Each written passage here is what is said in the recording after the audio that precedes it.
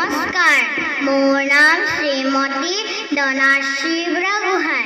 মই এটি কবিতা আবৃত্তি কৰিবলৈ লৈছোঁ। কবিতাৰ শিৰোনাম আইতাৰ লিপষ্টিক।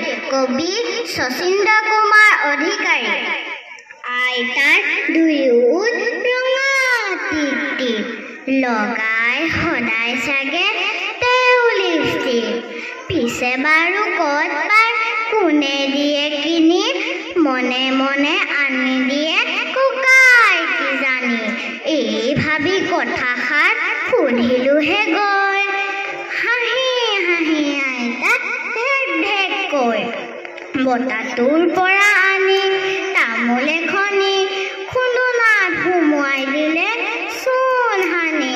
তামোলৰ গুৰিখিনি মুখত ভৰাই আইতাই হাঁহি হাঁহি হেলেঙি লগাই। পিকৰে ৰসখিনি দিলে উলিয়াই। দেখি মই হতবাক, কিনো কথা পাই, ৰঙা চিঙা পৰি গ'ল উঠ আইতাৰ। লিপষ্টিকতকৈও চোন এই ৰং চাই। আইতাই ক'লে, পোপা এয়ে লিপষ্টিক, অসমীয়া নাম তাৰ তামোলৰ পিক। ধন্যবাদ।